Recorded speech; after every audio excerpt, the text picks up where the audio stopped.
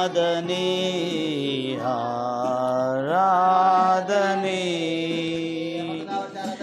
ಆರಾಧನೆ ಆರಾಧನೆ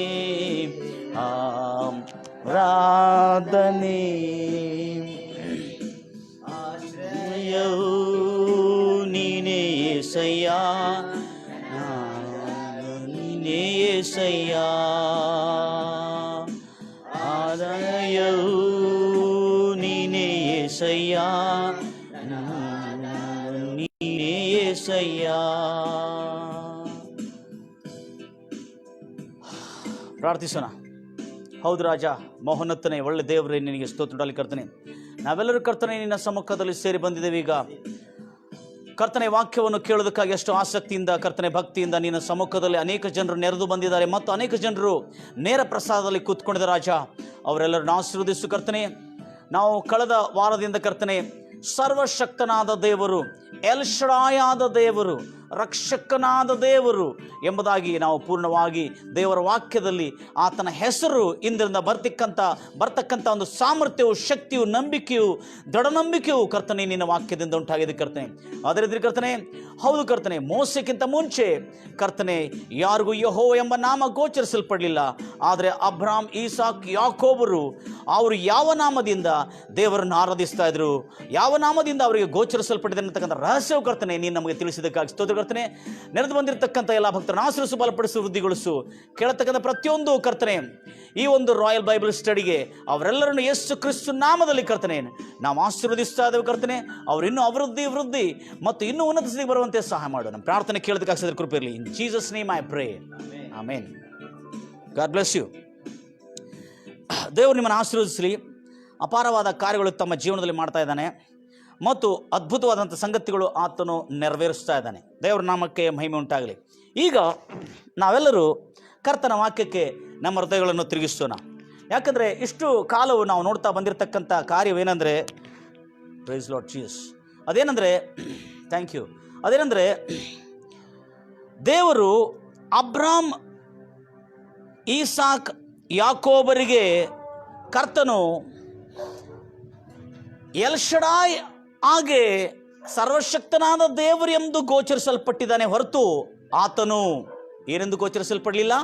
ಅದಕ್ಕಿಂತ ಮುಂಚೆ ಯೆಹೋವ ಎಂಬ ನಾಮದಿಂದ ಆತನಿಗೆ ಗೋಚರಿಸಲ್ಪಡಲಿಲ್ಲ. ಆದ ಕಾರಣ ಆ ಸಂಗತಿಯನ್ನು ನಾವು ನೋಡ್ತಾ ಇದ್ದೇವೆ. Praise Lord Jesus. ಗಂಭೀರವಾಗಿ ಹೇಳ್ತಿರಲ್ವೇ? ಅದಕ್ಕಾಗಿ ಈಗ ನಾವು ಸ್ವಲ್ಪ ಕಾರ್ಯಗಳನ್ನು ಗಮನಿಸ್ತಾ ಇರುವಾಗ ಆ ಕಾರ್ಯಗಳನ್ನು ನೋಡೋಣ. ವಿಮೋಚನೆಗಳ 6ನೇ ಅಧ್ಯಾಯ 2ನೇ ವಚನದಲ್ಲಿ ನಾವು ನೋಡ್ತೇವೆ.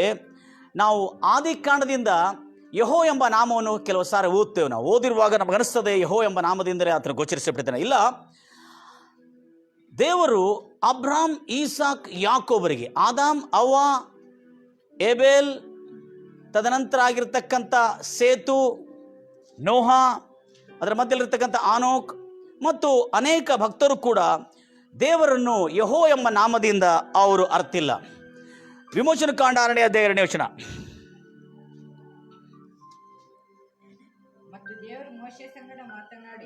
ಮತ್ತು ದೇವರು ಮೋಶೆ ಸಂಗಡ ಮಾತನಾಡಿ, ನಾನೇ ಒಡೆಯನು, ನಾನೇ ಅಬ್ರಾಮನಿಗೂ ಈಸಾಕನಿಗೂ ಯಾಕೋಬನಿಗೂ ಅಬ್ರಾಮ್, ಈಸಾಕ್, ಯಾಕೋಬನಿಗೆ ಸರ್ವಶಕ್ತನಾದ ದೇವರ ನಾಮದಲ್ಲಿ ಕಾಣಿಸಿಕೊಂಡೆನು. ಆದರೆ ಯೆಹೋವ ಎಂಬ ನನ್ನ ಹೆಸರಿನಲ್ಲಿ ನಾನು ಅವರಿಗೆ ತಿಳಿಸಲ್ಪಡಲಿಲ್ಲ. Price Lord Jesus. ಎಷ್ಟು ಸುಂದರವಾಗಿದೆ ಮಾತು. ಯಾಕೆ ಇದನ್ನು ಹೇಳ್ತಾ ಇದ್ದಂದ್ರೆ, ಯೆಹೋವ ಅನ್ನೋ ಪದದ ಅರ್ಥ ಏನಂದ್ರೆ ಇರುವಾತನು ಅಂತ ಅರ್ಥ. ಏನರ್ಥ? ಉಪಸ್ಥಿತಿ, ಇರುವಾತನು, ಇದ್ದೇನೆ ಅಂತ ಅರ್ಥ. ಇದ್ದೇನೆ ಅನ್ನೋ ಪದ ಯಾಕೆ ಕೊಟ್ಟಿದ್ದಾನಂದ್ರೆ, ಮೋಸೆಗೆ ಅಬ್ರಾಮ್, ಈಸಾಕ್, ಯಾಕೋಬರ ದೇವರು ಯಾರು ಎಂದು ಅರಿತಿದ್ದಾರೆ ಅಂದುಕೊಂಡು, ಪ್ರೈಸ್ ಲಾರ್ಡ್ ಜೀಸಸ್, ಮೋಸೆಗೆ ಅಬ್ರಾಮ್, ಈಸಾಕ್, ಯಾಕೋಬರ ದೇವರು ಯಾರು ಎಂಬುದಾಗಿ ಆತನ ಅರಿತಿರಬಹುದು, ಆತನಿಗೆ ನೆನಪಿರಬಹುದು ಎಂಬುದಾಗಿ ದೇವರು ತಿಳಿದುಕೊಂಡು ಆತನಿಗೆ ಯೆಹೋವ ಎಂಬ ನಾಮದಿಂದ ಗೋಚರಿಸಿದ. ಅಂದರೆ ಯೆಹೋವ ಅಂದರೆ ಅರ್ಥ ಏನು? ಇರುವಾತನು ಅಂತ ಅರ್ಥ.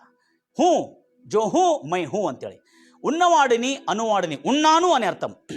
ಸೊ ಅದಕ್ಕಾಗಿ ఎవరున్నారు నీతోటి, ಯಾರು ನಿನ್ನ ಜೊತೆಯಲ್ಲಿ ಇದ್ದಾರೆ ಅಂದರೆ ಅವಾಗ ಹೇಳ್ತಾನೆ, ನಾನು ನಿನ್ನ ಜೊತೆಲಿ ಇರುವಾತನು ಯಾರಂದರೆ ಸರ್ವಶಕ್ತನಾದ ದೇವರು ನಿನ್ನ ಜೊತೆಯಲ್ಲಿ ಇದ್ದಾನನ್ನತಕ್ಕಂಥ ಸತ್ಯವನ್ನು ನೀನು ಮರ್ತು ಹೋಗ್ಬೇಡ ಎಂಬುದಾಗಿ ಹೇಳ್ಕೊಂಡು ಅಬ್ರಾಮನಿಗೆ ಹೇ ರೀತಿಯಲ್ಲಿ ದರ್ಶನ ಕೊಟ್ಟಿದ್ದಾನೋ ಅದೇ ರೀತಿಯಾಗಿ ಆತ ಹೇಳ್ತಾನೆ, ನಾನು ಅಬ್ರಾಮ್, ಈಸಾಕ್, ಯಾಕೋಬರಿಗೆ ಸರ್ವಶಕ್ತನಾದ ದೇವರು ಎಂಬುದಾಗಿ ನಾನು ಗೋಚರಿಸಲ್ಪಟ್ಟಿದ್ದೇನೆ, ಹೊರತು ಯೆಹೋ ಎಂಬ ನಾಮ ಅವ್ರಿಗೆ ಗೊತ್ತಿಲ್ಲ. ಯೆಹೋ ವಿಟ್ನೆಸ್ ಅವ್ರಿಗೆ ಇದೊಂದು ಶುಭವಾರ್ತೆ. ಹಲ್ಲೆಲೂಯಾ. ಯೆಹೋ ಎಂಬ ನಾಮ ಹಳೆ ಒಡಂಬಡಿಕೆಯಲ್ಲಿ ಸುಮಾರು 6 ಸಾರಿ ಮಾತ್ರ ಬರೆಯಲ್ಪಟ್ಟಿದೆ. ಆದರೆ ಸರ್ವಶಕ್ತನು ಎಂಬ ಹೆಸರು, ಎಲ್ಶಡಾಯ್ ಎಂಬ ಹೆಸರು, ಅಂದರೆ ಹೀಬ್ರೂ ಭಾಷೆಯಲ್ಲಿ ಎಲ್ಶಡಾಯ್, ಸರ್ವಶಕ್ತನು ಎಂಬ ಹೆಸರು ಸುಮಾರು 49 ಸಾರಿದೆ. ಅದು ಬಹಳ ಆಸಕ್ತಿಕರವಾದಂಥ ಸಂಗತಿ. ಸುಮಾರು 49 ಸಾರಿದೆ. ಆದಿಕಾಂಡದಲ್ಲಿ 6 ಸಾರಿ ಸರ್ವಶಕ್ತನು ಎಂಬ ಪದ ಇದೆ. ವಿಮೋಚನ ಕಾಂಡದಲ್ಲಿ 1 ಸಾರಿದೆ. ಈಗ ನಾವು ಓದಿದ್ದೇವೆ 6ನೇ ಅಧ್ಯಾಯ 2ನೇ ವಚನದಲ್ಲಿ ಸರ್ವಶಕ್ತನು. ಸಂಖ್ಯಾಕಾಂಡದಲ್ಲಿ 2 ಸಾರಿ ಸರ್ವಶಕ್ತನು ಎಲ್ಶಡಾಯ್ ಅನ್ನೋ ಹೆಸರು. ತದನಂತರ ಏಬು ಪುಸ್ತಕದಲ್ಲಿ 31 ಸಾರಿದೆ. ಎಷ್ಟು ಸಾರಿ? ಸರ್ವಶಕ್ತನು. ಅದಕ್ಕೆ ಏಬು ಪುಸ್ತಕದಲ್ಲಿ ಇರತಕ್ಕಂಥ ಪವರ್ಫುಲ್ ಮೆಸೇಜ್ ಭಾಳ ಭಯಂಕರವಾಗಿದೆ. ಅದ್ರ ಕೂಡ ಹಲ್ಲೆಲೂಯಾ. ಸರ್ವಶಕ್ತನಾದ ದೇವರು ಎಂಬ ಹೆಸರು, ಅಂದರೆ ಯೆಹೋ ಎಂಬ ಹೆಸರು ಒರಿಜಿನಲ್ ಬೈಬಲಲ್ಲಿ ಯೆಹೋ ಎಂಬ ಹೆಸರು, ಅಂದರೆ ಮೂಲ ಭಾಷೆಯಲ್ಲಿ ಬರೆಯಲ್ಪಟ್ಟಿರ್ತಕ್ಕಂಥ ಭಾಷೆಯಲ್ಲಿ ಬರೆಯಲ್ಪಟ್ಟ ಬೈಬಲಲ್ಲಿ, ಹೀಬ್ರೂ ಭಾಷೆಯಲ್ಲಿ, ತೋರಾದಲ್ಲಿ ಯೆಹೋ ಎಂಬ ನಾಮ ಹೆಚ್ಚು ಸಾರಿ ಉಲ್ಲೇಖಿಸಲ್ಪಡಲಿಲ್ಲ. ಯಾಕಂದ್ರೆ ಅವರು ದೇವರನ್ನು ಏನಂತ ಕರಿತಿದ್ರು ಗೊತ್ತಿದೆ? ಲಾರ್ಡ್. ಎಲ್ಲ ಹೇಳ್ತೀರಿ ಲಾರ್ಡ್, ಪ್ರಭು ಅಥವಾ ಒಡೆಯನು. ಏನು ಹೇಳ್ತೀರಿ? ಒಡೆಯನು. ಈಗ ನಾವು ನೋಡ್ತೀರ ಕರ್ತನು. ಏನಂತ ಕರಿತೀವಿ? ಕರ್ತನು. ಕರ್ತನು ಅಂದರೆ ಒಂದೇ ಅರ್ಥ, ಒಡೆಯನು ಅಂದರೆ ಒಂದೇ ಅರ್ಥ, ಪ್ರಭು ಅಂದರೂ ಒಂದೇ ಅರ್ಥ. ಇನ್ನೂ ಸರಳವಾಗಿ ಹೇಳಬೇಕಾದ್ರೆ ಯಜಮಾನನು. ಹಲ್ಲೆಲೂಯಾ. ಅದಕ್ಕಾಗಿ ಅವರು ನೇರವಾಗಿ ಹೆಸರಿಂದ ಕರಿತಿಲ್ಲಾಗಿದ್ರು. ಅವಾಗ ಎಲ್ಶಡಾಯಾದ ದೇವರನ್ನು ಒಡೆಯನು ಅಂತ ಕರಿತಿದ್ರು. ಅದಕ್ಕಾಗಿ ನಮ್ಮ ನೂತನವಾಗಿ ಬೈಬಲ್ ತರ್ಜುಮೆಗಾರರು ಏನು ಮಾಡಿದ್ದಾರೆ, ಎಲ್ಲೆಲ್ಲಿ ಲಾರ್ಡ್ ಅನ್ನೋ ಪದ ಇದೆ, ಎಲ್ಲೆಲ್ಲಿ ಕರ್ತನು ಎನ್ನೋ ಪದ ಇದೆ, ಎಲ್ಲೆಲ್ಲಿ ಒಡೆಯನು ಎನ್ನೋ ಪದ ಇದೆ, ಅಲ್ಲೆಲ್ಲ ಎಡೆಗಳಲ್ಲಿ ಯೆಹೋ ಎಂಬ ನಾಮವನ್ನು ರಿಪ್ಲೇಸ್ ಮಾಡಿದ್ದಾರೆ. ಅಂದರೆ ಯಾಕೆಂದರೆ ನಮಗೆ ಅರ್ಥ ಆಗಬೇಕೆಂಬಾಗಿ ತರ್ಜುಮೆಗಾರರು ಎಷ್ಟೋ ಪ್ರಯತ್ನ ಮಾಡಿದ್ದಾರೆ. ಆದ ಕಾರಣ ಇಲ್ಲಿ ಆ ಅರ್ಥದೊಂದಿಗೆ ನಾವು ಅಪಾರ್ಥ ಮಾಡಿಕೊಳ್ಬಾರ್ದು ಅನ್ನತಕ್ಕಂಥ ಸತ್ಯವನ್ನು ನಿಮಗೆ ತಿಳಿಸ್ತಾ ಇದ್ದೇನೆ. ಅದೇನೆಂದರೆ, ಯೆಹೋವ ಎಂಬ ನಾಮ ಮೋಸೆಗೆ ಪೊದೆ ಹತ್ರ ಮಾತ್ರ ತಿಳಿಸಿದನು. ಅದಕ್ಕಿಂತ ಮುಂಚೆ ಯೆಹೋವ ನಾಮ ಯಾರಿಗೂ ಗೋಚರಿಸಲ್ಪಡಲಿಲ್ಲ. ಆವಾಗ ಆದಿಕಾಂಡದಿಂದ ಮೋಸೆಯವರೆಗೂ ಎಲ್ಲಿಯೂ ಯೆಹೋವ ಬರೆದಿದ್ರೆ ಅದು ಒಪ್ಕೊಳ್ಳಿಕ್ಕೆ ಸಾಧ್ಯ ಆಗ್ತದಾ? ಹಲ್ಲೆಲೂಯಾ. ಹೋದ್ರೆ ಆ ಮಾತನ್ನ 6ನೇ ಅಧ್ಯಾಯ 2ನೇ ವಚನ. ಮತ್ತು ದೇವರು ಮೋಶೆ ಸಂಗಡ ಮಾತನಾಡಿ, ನಾನೇ ಕರ್ತನು, ನಾನೇ ಅಬ್ರಾಮನಿಗೂ ಇಸಾಕನಿಗೂ ಯಾಕೋಬನಿಗೂ ಎಲ್ಶಡಾಯಾದ ದೇವರ ನಾಮದಲ್ಲಿ ನಾನು ಅವರಿಗೆ ಕಾಣಿಸಿಕೊಂಡೇನೆ ಹೊರತು, ಆದರೆ ಯೆಹೋವನೆಂಬ ನನ್ನ ಹೆಸರಿನಿಂದ ನಾನು ಅವರಿಗೆ ತಿಳಿಸಲ್ಪಡಲಿಲ್ಲ. Price Lord Jesus. ಗಂಭೀರವಾಗಿ ಹೇಳ್ತಾರಲ್ಲ, ಮನಪುರಕಂದು ಹೇಳ್ತಾರಲ್ಲ, ಎಲ್ಲ ನೀವು ಗಮನಿಸ್ತೀರ. ಎಲ್ಲರೂ ನನಗೆ ಯಾವ ರೀತಿಯಾದಂಥ ಸಂತೋಷವನ್ನು, ಇನ್ನೂ ಹೆಚ್ಚಾಗಿ ಸಂತೋಷವನ್ನು, ಉತ್ಸಾಹವನ್ನು ಉಂಟು ಮಾಡತಕ್ಕಂಥ ಸಂಗತಿಗಳು ನೀವು ಮಾಡ್ತಾಯಿದ್ರಿ. ಬಹಳ ಆಸಕ್ತಿಯಿಂದ ದೇವರ ವಾಕ್ಯವನ್ನು ಕೇಳ್ತಾ ಇದ್ರಿ. ಸಂತೋಷವಾಯಿತು. ವೀಕ್ಷಕರು ಕೂಡ ಬಹಳ ಆಸಕ್ತಿಯಿಂದ ಕೇಳ್ತಾ ಇದ್ರಿ. ಹಾಗೆ ಕೇಳ್ತಾ ಇರ್ತೀರಿ ಎಂಬುದಾಗಿ ನಾನು ಭಾವಿಸ್ತೇನೆ. ಈಗ ನಾವು ಕೆಲವು ಕಾರ್ಯಗಳನ್ನು ಹಾಗೆ ಗಮನಿಸೋಣ. Praise Lord Jesus. ಅದರಿಂದ ಯೆಹೋವ ಎಂಬ ನಾಮ ಎಷ್ಟು ಸಾರಿದೆ ಹಳೆ ಒಡಂಬಡಿಕೆಯಲ್ಲಿ? 6 ಸಾರಿ ಮಾತ್ರ. ಆದರೆ ಎಲ್ಶಡಾಯ್ ಎಂಬ ಹೆಸರು ಸುಮಾರು 49 ಸಾರಿ ಬರೆಯಲ್ಪಟ್ಟಿದೆ. ಅದರೊಳಗೆ ಆದಿಕಾಂಡದಲ್ಲಿ 6 ಸಾರಿ, ವಿಮೋಚನ ಕಾಂಡದಲ್ಲಿ 1 ಸಾರಿಗೆ ನಾವು ಓದಿದ್ದೇವೆ, ಮತ್ತು ಸಂಖ್ಯಾಕಾಂಡದಲ್ಲಿ 2 ಸಾರಿ. ಅದು ಎಲ್ಲದಕ್ಕಿಂತ ಹೆಚ್ಚಿನ ಪ್ರಮಾಣ ಏಬು ಪುಸ್ತಕದಲ್ಲಿದೆ. ಸರ್ವಶಕ್ತನು, ಯಾಕಂದರೆ ಏಬು ಪುಸ್ತಕ ಯೆಹೋ ಎಂಬ ನಾಮ ಗೋಚರಿಸಲ್ಪಡಲಿಲ್ಲ. ಯಾಕಂದರೆ ಏಬು ಕಾಲ, ಅಬ್ರಾಹ್ಮನ ಕಾಲ ಸಮವಾದ ಕಾಲ ಎಂಬುದಾಗಿ ವಿದ್ವಾಂಸರು ಹೇಳ್ತಾರೆ, ಗ್ರಂಥಕರ್ತರು ಹೇಳ್ತಾರೆ.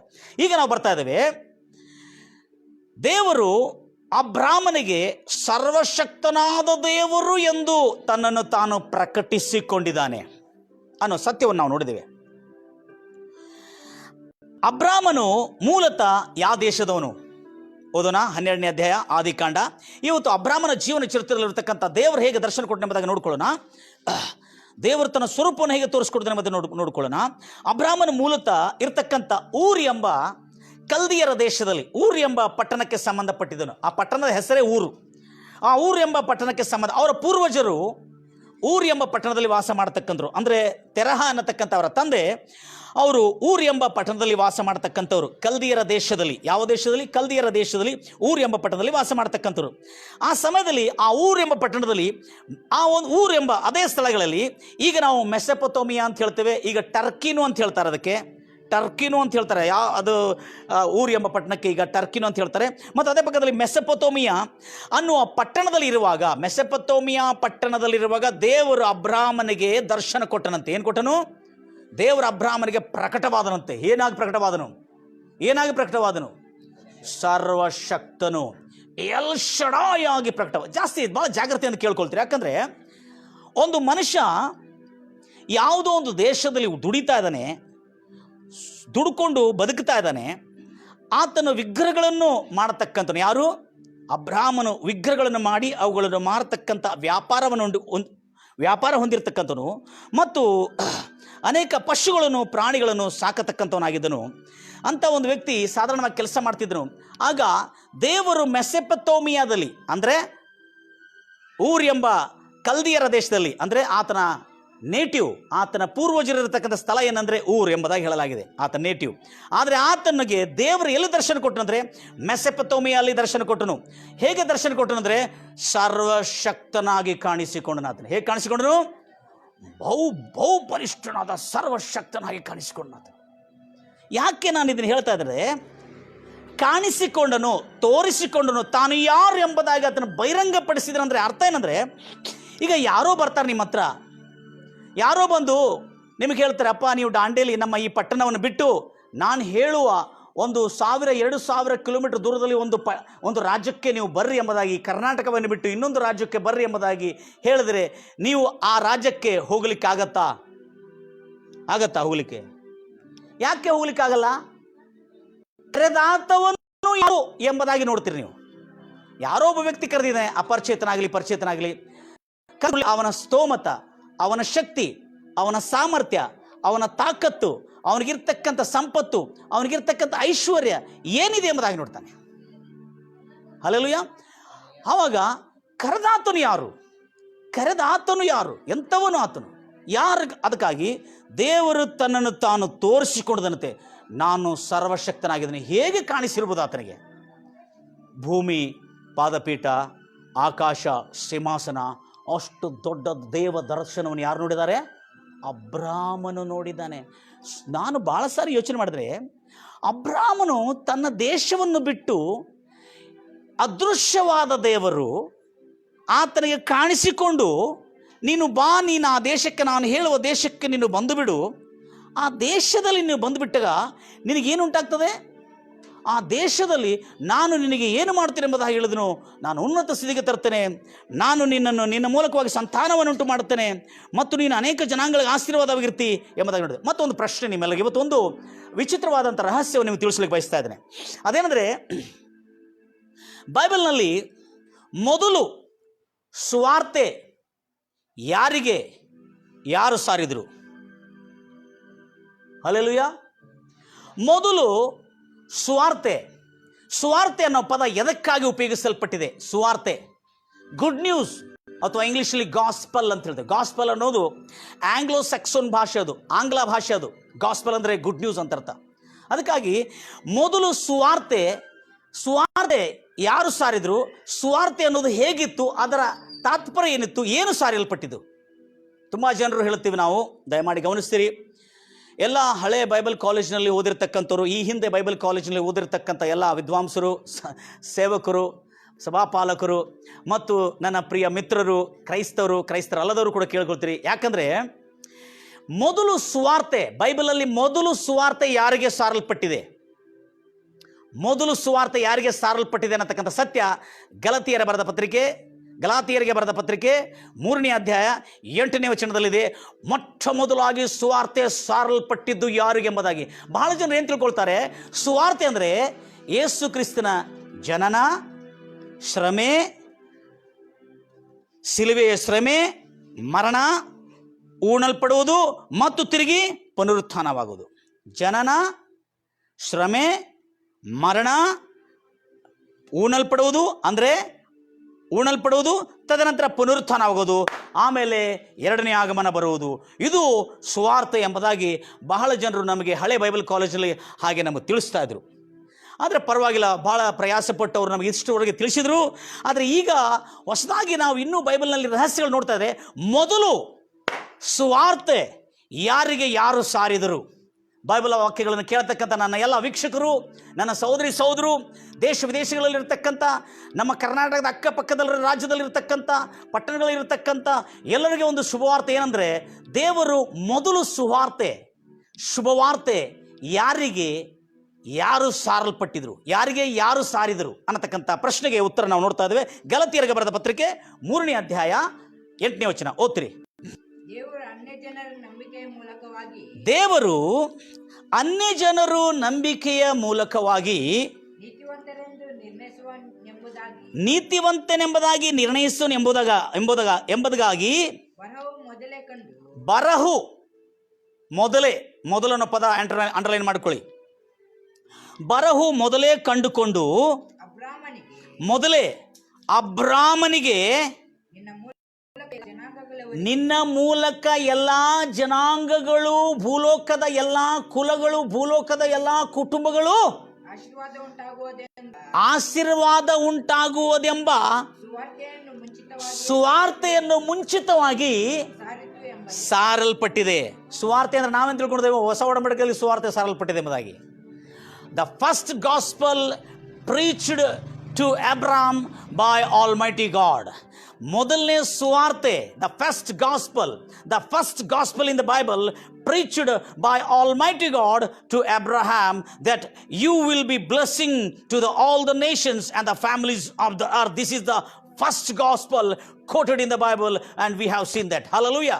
ಇದು ಬೈಬಲ್ ಮೊಟ್ಟ ಮೊದಲಾಗಿ ಬೈಬಲ್ನಲ್ಲಿ ಸುವಾರ್ತೆ ಅನ್ನುವ ಪದಕ್ಕೆ ಏನು, ಆ ಸುವಾರ್ತೆ ಯಾರಿಗೆ ಹೇಳಿದ್ರಂದ್ರೆ, ಸರ್ವಶಕ್ತನಾದ ದೇವರು ಯಾರಿಗೆ ಹೇಳಿದಾನೆ? ಅಬ್ರಾಮನಿಗೆ ಹೇಳಿದಾನೆ. ಎಂಥ ಸುವಾರ್ತೆ ಅಂದ್ರೆ ಏನು? ಭಾಳ ಜನ ಹೇಳ್ತಾರೆ, ಯೇಸು ಕ್ರಿಸ್ತನ ಜನನ, ಮರಣ, ಆತನ ಶ್ರಮೆಗಳು, ಮರಣ, ಉಣಲ್ಪಡುವುದು, ಪುನರುತ್ಥಾನ ಆಗುವುದು, ಪುನರುತ್ಥಾನವೇ ಸುವಾರ್ತೆ ಎಂಬುದಾಗಿ ನಮ್ಮಲ್ಲಿ ಪೂರ್ವಜರು, ನಮ್ಮ ಪೂರ್ವ ಭಕ್ತರು ನಮಗೆ ಹಾಗೆ ಕಲಿಸ್ಕೊಡ್ತಾ ಇದ್ರು. ದೇವರಿಗೆ ಸ್ತೋತ್ರ. ಆದರೆ ಇನ್ನೂ ಸ್ವಲ್ಪ ಆಳವಾಗಿ ಹೋಗೋಣ. ಸುವಾರ್ತೆ ಅನ್ನೋದು ಮೊಟ್ಟ ಮೊದಲಾಗಿ ಎದಕ್ಕೆ ಸುವಾರ್ತೆ ಎನ್ನಲಾಗಿದೆ ಎಂಬುದಾಗಿ ಗಂಭೀರವಾಗಿರ್ತಿರಲ್ವ? ಎದಕ್ಕೆ ಸುವಾರ್ತೆ ಎನ್ನಲಾಗಿದೆ ಎಂಬುದಾಗಿ ನಾವು ಮೊಟ್ಟ ಮೊದಲಾಗಿ ಕೇಳೋಣ. ಅದೇನೆಂದರೆ, ಭೂಲೋಕದ ಎಲ್ಲ ಜನಾಂಗಗಳು ಅಬ್ರಾಮನೇ ನಿನ್ನಿಂದ ಆಶೀರ್ವದಿಸಲ್ಪಡುವವರು. ಇದಕ್ಕೆ ಪೂರ ಸ್ಟೇಟ್ಮೆಂಟ್ ನಾವು ನೋಡಬೇಕಾದ್ರೆ, ಮೊಟ್ಟ ಮೊದಲವಾಗಿ ಸುವಾರ್ತೆ ಯಾರು ಸಾರಿದ್ರು? ಯಾರಿಗೆ?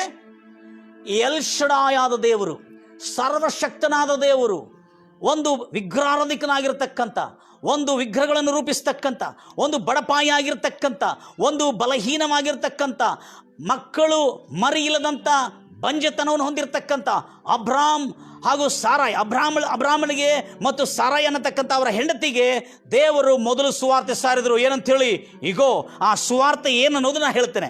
ಭಾಳ ಜನ ಹೇಳ್ತಾರೆ ಸುವಾರ್ತೆ, ಭಾಳ ಜನರು ಬೇಳೆ ರೀತಿ ಅಂತ ತಿಳಿಸ್ತಾರೆ.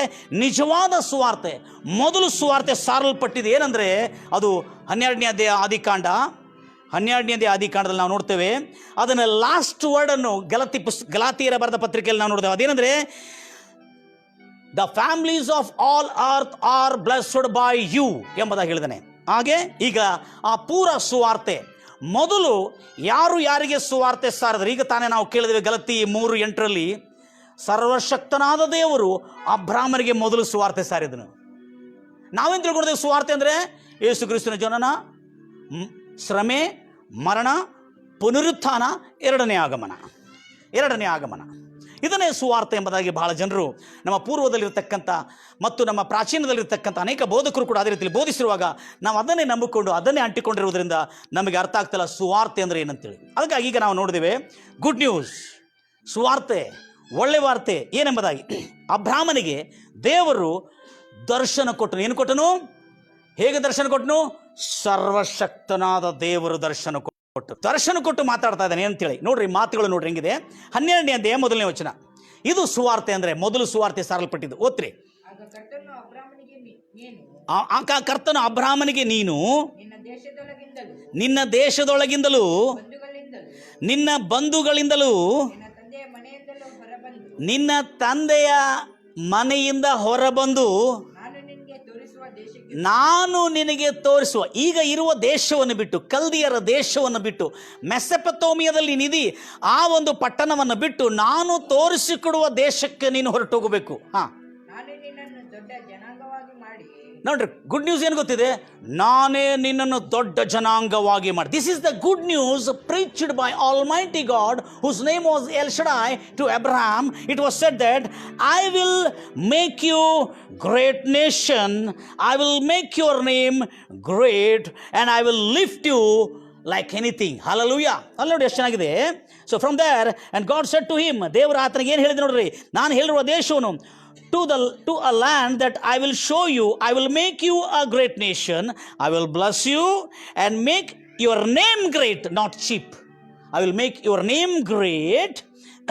It is interesting. And you shall be blessing, and I will bless those who bless you, and I will curse those who curse you, and in you all the families of the earth shall be blessed. ನೀನು ಮಾತ್ರ ಒಂದು ದೊಡ್ಡ ವ್ಯಕ್ತಿ ಆಗೋದು ಮಾತ್ರ ಅಲ್ಲ, ಉನ್ನತಿಗೆ ಬರೋದು ಮಾತ್ರ ಅಲ್ಲ, ನಿನ್ನ ಹೆಸರನ್ನು ಕೂಡ ನಾನು ಉನ್ನತ ಸ್ಥಿತಿಗೆ ತರುತ್ತೇನೆ ಎಂಬುದಾಗಿ ಹೇಳಿದೆ. I will make your name great. Great ಅನ್ನೋ ಪದ ಯಾರು ಕೊಡ್ತಾರೆ ಗೊತ್ತಿದೆ? ನಿಜವಾಗಲೂ ಈ ಪ್ರಾಚೀನ ಭಾಷೆಯಲ್ಲಿ ಗ್ರೇಟ್ ಅನ್ನೋ ಪದ ದೊಡ್ಡ ದೊಡ್ಡ ಮಹತ್ವ ಕಾರ್ಯಗಳನ್ನು, ಅಂದರೆ ಮಹಾನ್ ವ್ಯಕ್ತಿಗೆ ಆ ಪದವನ್ನು ಕೊಡ್ತಾರೆ. ನಾವು ನೋಡ್ತೇವೆ ದಿ ಗ್ರೇಟ್ ಅಲೆಕ್ಸಾಂಡರ್ ಎಂಬುದಾಗಿ, ದ ಗ್ರೇಟ್ ಆಲ್ಫ್ರೆಡ್ ಎಂಬುದಾಗಿ, ದ ಗ್ರೇಟ್ ಅಶೋಕ ಎಂಬುದಾಗಿ. ಅದೇ ರೀತಿಯಲ್ಲಿ ದೇವರು ಹೇಳ್ತಾ ಇದ್ದಾರೆ, I will make you the great nation, I will make your name great, and in you, ನಿನ್ನಲ್ಲಿ ಅನೇಕ ಭೂಲೋಕದ ಅನೇಕ ಕುಟುಂಬಗಳು, ಕುಲಗಳು ಆಶೀರ್ವದಿಸಲ್ಪಡುವರು, ಮೇಲಕ್ಕೆ ತರಲ್ಪಡುವರು, ಅವರು ನಿನ್ನ ಕಡೆ ಸಾಕಲ್ಪಡುವರು, ನೀನು ಅನೇಕ ಜನರಿಗೆ ದಾನ ಮಾಡುವಾಗಂತ ಶ್ರೀಮಂತನಾಗುತ್ತೆ ಎಂಬುದಾಗಿ ಮೊದಲನೇ ಸುವಾರ್ತೆ ದೇವರು ಅಬ್ರಾಮನಿಗೆ, ಸರ್ವಶಕ್ತನಾದ ದೇವರು ಸಾರಿರತಕ್ಕಂಥ ಸುವಾರ್ತೆ ಇದು. Hallelujah. This is the first gospel preached to Abraham by El Shaddai, the Almighty God. Hallelujah. ಈಗ ಈ ಸುವಾರ್ತೆ ಎಷ್ಟು ಅರ್ಥ ಆಯಿತು? ಸುವಾರ್ತೆ ಅಂದರೆ ನಾವೇನು ತಿಳ್ಕೊಂಡಿದ್ದೇವೆ? ಅದು ಕೂಡ ಒಂದು ಭಾಗ. ಯಾವುದು? ಯೇಸು ಕ್ರಿಸ್ತನ ಜನನ, ಶ್ರಮೆ, ಮರಣ, ಉಳಲ್ಪಡೋದು, ಪುನರುತ್ಥಾನ ಆಗುವುದು ಮತ್ತು ಎರಡನೇ ಆಗಮನದಲ್ಲಿ ಬರ್ತಕ್ಕಂಥದ್ದು. ಇದು ಒಂದು ಸುವಾರ್ತೆ ಎಂಬುದಾಗಿ ಕೆಲವು ಜನ, ಅದು ಕೂಡ ಒಂದು ಭಾಗ ಎಂಬುದಾಗಿ ತಿಳ್ಕೊಳ. ಆದರೆ ಮುಖ್ಯವಾದಂಥ ಅಡಿಪಾಯವಾಗಿರ್ತಕ್ಕಂಥ ಅಸ್ತಿತ್ವವಾಗಿರ್ತಕ್ಕಂಥದ್ದು ನಾವು ಕಳ್ಕೊಳ್ಬಾರ್ದು. ಬಹಳ ಜನರು ಏನು ಮಾಡ್ತಾರೆ ಗೊತ್ತಿದೆ? ನಿನ್ನ ಸತ್ತ ನಂತರ ಪರಲೋಕ ಎಂಬುದಾಗಿ ಹೇಳ್ತಾರೆ. Is it clear? ಹಲ್ಲೆಲೂಯಾ. ನಿನ್ನ ಸತ್ತ ನಂತರ ಪರಲೋಕ, ನಿನ್ನ ಸತ್ತ ನಂತರ ನರಕ. ಬದುಕಿರುವಾಗ ಏನಿದೆ? ಏನೂ ಇಲ್ಲ, ಖಾಲಿಯಾಗಿ ಸಾಯ್ಬೇಕು. ಆದರೆ ಬೈಬಲ್ ಹಂಗೆ ಹೇಳ್ತಾ ಇಲ್ಲ. I will make you the great nation. ನಾನು ನಿನ್ನನ್ನು ದೊಡ್ಡ ರಾಷ್ಟ್ರವಾಗಿ, ನೇಷನ್ ಅಂದರೆ ರಾಷ್ಟ್ರವಾಗಿ ಮಾಡ್ತೇನೆ. ನಿನ್ನ ಹೆಸರನ್ನು ಬಹಳ ದೊಡ್ಡ ಹೆಸರಾಗಿ ಮಾಡ್ತೇನೆ, ಶ್ರೇಷ್ಠವಾದ ಹೆಸರಾಗಿ ನಾನು ಮಾಡ್ತೇನೆ. ಅಷ್ಟೇ ಅಲ್ಲದೆ ನೀನು ಅನೇಕ ಕುಟುಂಬಗಳು ನಿನ್ನಿಂದ ಪೋಷಿಸಲ್ಪಡ್ತಾವೆ. ಏನು ಪಡ್ತವೆ? ಆಶೀರ್ವದಿಸಲ್ಪಡ್ತವೆ. ಅನೇಕ ಜನರು ನಿನ್ನಿಂದ ಆಶೀರ್ವಾದವನ್ನು ಹೊಂದುತ್ತಾರೆ, ಪೋಷಿಸಲ್ಪಡ್ತಾರೆ, ಸಂಬಳವನ್ನು ತೆಗೆದುಕೊಳ್ತಾರೆ, ದಾನ ಮಾಡಿಸಲ್ಪಡ್ತಾರೆ. ಹಲ್ಲೆಲೂಯಾ. ಇದು ಮೊಟ್ಟ ಮೊದಲಾಗಿ ಸರ್ವಶಕ್ತನಾದ ದೇವರು ಅಬ್ರಾಮನಿಗೆ ದರ್ಶನ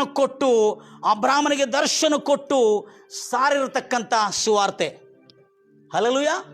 ಗಂಭೀರವಾಗಿ ಹೇಳ್ತಿರಲ್ವಯ್ಯ.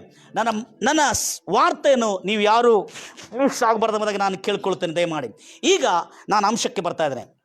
ನಾನು ಅಬ್ರಾಮ್, ಇಸಾಕ್, ಯಾಕೋಬರಿಗೆ ಸರ್ವಶಕ್ತನಾದ ದೇವರು. ಎಲ್ಲರ ಹತ್ರ ಎಲ್ ಶಡಾಯ್. ಇದು ಮೂಲ ಹೀಬ್ರೂ ಭಾಷೆಯಲ್ಲಿ. ಹೀಬ್ರೂ ಭಾಷೆ ಯಾರ ರಾಷ್ಟ್ರೀಯ ಭಾಷೆ? ಇಸ್ರಾಯೇಲಿ ರಾಷ್ಟ್ರದ ರಾಷ್ಟ್ರೀಯ ಭಾಷೆ ಹೀಬ್ರೂ ಭಾಷೆ. ಈ ಮೂಲ ಭಾಷೆಯಲ್ಲಿ ಬರೆಯಲ್ಪಟ್ಟಿರ್ತಕ್ಕಂಥ ಪ್ರಕಾರವಾಗಿ ಎಲ್ ಶಡಾಯ್ ಅಂದರೆ ಸರ್ವಶಕ್ತನು. ಗಂಭೀರವಾಗಿ ಹೇಳ್ತಿರಲ್ವಯ್ಯ? ಎಲ್ ಶಡಾಯ್ ಅಂದರೆ ಸರ್ವಶಕ್ತನು. ಈಗ ದೇವರು ಆತನಿಗೆ ಕಾಣಿಸಿಕೊಂಡನು. ಯಾರಿಗೆ ಕಾಣಿಸಿಕೊಂಡನು? ಅಬ್ರಾಮನಿಗೆ ಕಾಣಿಸಿಕೊಂಡನು ಅನ್ನತಕ್ಕಂಥ ನಾವು ನೋಡ್ತಾ ಇದ್ದೇವೆ. ಹೇಗೆ ಕಾಣಿಸಿಕೊಂಡನು? ಸರ್ವಶಕ್ತನಾದ ದೇವರು ಎಂಬುದಾಗಿ ವಿಮೋಚನ ಕಾಂಡ 6ನೇ ಅಧ್ಯಾಯ 2ನೇ ವಚನದಲ್ಲಿ ನೋಡಿದ್ದೇವೆ. ನಾನು ಅವರಿಗೆ ಸರ್ವಶಕ್ತನಾದ ದೇವರು ನಾಮದಲ್ಲಿ ನಾನು ಕಾಣಿಸಿಕೊಂಡೆನು, ಅವರಿಗೆ ನಾನು ಪ್ರಕಟವಾದೆನು ಎಂಬುದಾಗಿ ಹೇಳಲಾಗ್ತಾ ಇದೆ. ಈಗ ಅದನ್ನೇ ಮಾತು ಅಪೊಸ್ತಲ ಕೃತ್ಯ 7ನೇ ಅಧ್ಯಾಯ 2ನೇ ವಚನವನ್ನು, ಅಪೊಸ್ತಲ ಕೃತ್ಯ 7ನೇ ಅಧ್ಯಾಯ 2ನೇ ವಚನವನ್ನು ಓದೋಣ. ಎಲ್ಲ ನನ್ನ ಸಹೋದರ ದಯಮಾಡಿ ತಾವೆಲ್ಲರೂ ಎಷ್ಟು ಆಸಕ್ತಿಯಿಂದ ಕೇಳ್ತಾ ಇದ್ರಿ.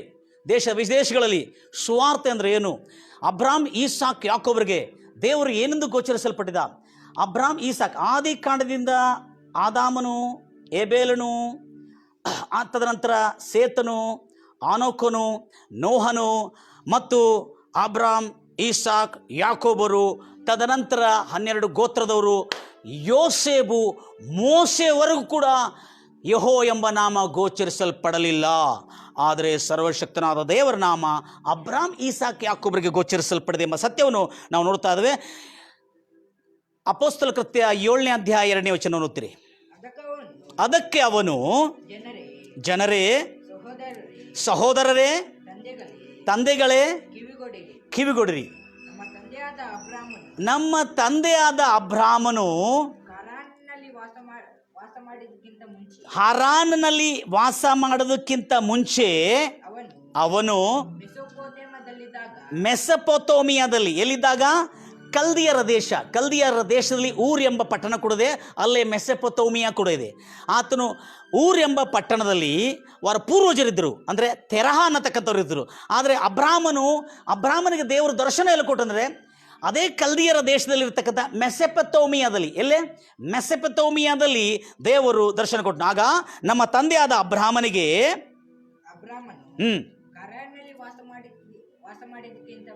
ಹಾರಾನ್ನಲ್ಲಿ ವಾಸ ಮಾಡುವುದಕ್ಕಿಂತ ಮುಂಚೆ ಅಬ್ರಾಮನು ಮೆಸೊಪೊತಾಮಿಯಾದಲ್ಲಿ ಇದ್ದಾಗ ಮಹಿಮೆಯುಳ್ಳ ದೇವರು. ಎಂಥ ದೇವರು? The God of glory appeared to Abraham. ಮಹಿಮೆಯುಳ್ಳ ದೇವರು ಪ್ರತ್ಯಕ್ಷನಾಗಿ ಆತನಿಗೆ ದರ್ಶನ ಕೊಟ್ಟು ಪ್ರಕಟವಾಗಿ ಅವನಿಗೆ, ನೀನು ನಿನ್ನ ದೇಶವನ್ನು, ನಿನ್ನ ಬಂಧು ಬಳಗವನ್ನು ಬಿಟ್ಟು ನಾನು ನಿಮಗೆ, ನೋಡ್ರಿ, ನೀನು ನಿನ್ನ ದೇಶವನ್ನು ಬಿಟ್ಟು, ನಿನ್ನ ಬಂಧು ಬಳಗವನ್ನು ಬಿಟ್ಟು ನಾನು ನಿಮಗೆ ತೋರಿಸುವ ದೇಶಕ್ಕೆ ಬರಬೇಕು ಎಂದು ಹೇಳಿದನು. ಆಗ ಅಬ್ರಹಾಮನು ಕಲ್ದಿಯರ ದೇಶದ ಹೆಸರನ್ನು ಕಲ್ದಿಯರು. ಅವರ ತಂದೆ ಪಟ್ಟಣ ಯಾವುದು? ಅವರ ಪೂರ್ವಜರ ಪಟ್ಟಣ ಯಾವುದು? ಊರ್. ಆದರೆ ಆತನ ಕಲ್ದಿಯರ ದೇಶದಲ್ಲಿ ಎಲ್ಲಿ ವಾಸ ಮಾಡ್ತಿದ್ದ? ಮೆಸೊಪೊತಾಮಿಯಾದಲ್ಲಿ. ದೇವರು ಅಬ್ರಾಮನಿಗೆ ಸರ್ವಶಕ್ತನಾದ ದೇವರು ಮಹಿಮಾ ಸ್ವರೂಪನಾಗಿ ದರ್ಶನ ಕೊಟ್ಟಿದೆ. The God of glory appeared to Abraham in Mesopotamia. Praise Lord Jesus. I want to tell something great secret from this encounter with god.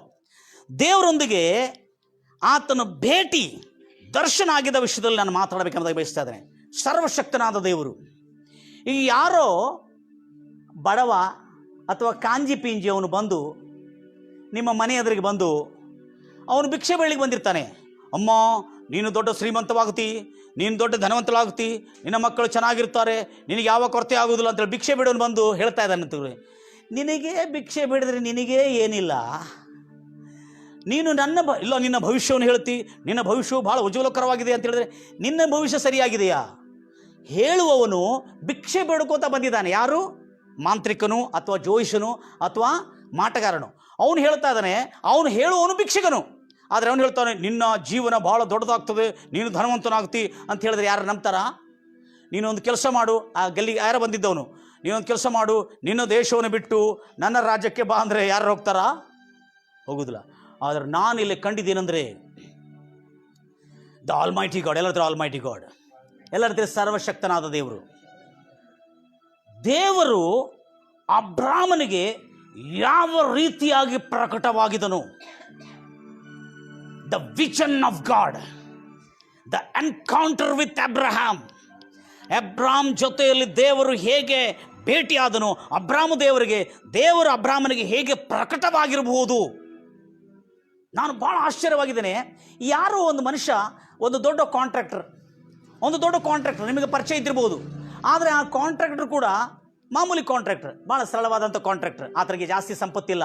ಆತನ ಲಕ್ಷ ಅಥವಾ ಲಕ್ಷಾಧಿಪತಿ ಅಥವಾ 1,00,000, 2,00,000, 10,00,000 ಗಳಿಸೋನಾಗ ಅವ್ರು ಹೇಳ್ತಾರೆ, ಇಲ್ಲಿಂದ ಈ ರಾಜ್ಯದಿಂದ ಇನ್ನೊಂದು ರಾಜ್ಯಕ್ಕೆ ನೀವು ಬನ್ನಿರಿ, ಅಲ್ಲೇ ನಾನು ನಿಮ್ಮ ಮನೆ ಕೊಡಿಸ್ತೇನೆ, ನಿಮಗೆ ಕೆಲಸ ಕೊಡಿಸ್ತೇನೆ, ನಿಮ್ಮ ಬಿಸ್ನೆಸ್ ಮಾಲಿಗೆ ದುಡ್ಡು ಕೊಡ್ತೇನೆ, ನಿಮ್ಮೆಲ್ಲ ಇರಲಿಕ್ಕೆ ನಾನು ಜಮೀನು ಕೊಡ್ತೇನೆ ಅಂತ ಹೇಳಿದ್ರೆ ಯಾರು ಹೋಗ್ತಾರ ನಂಬಿ?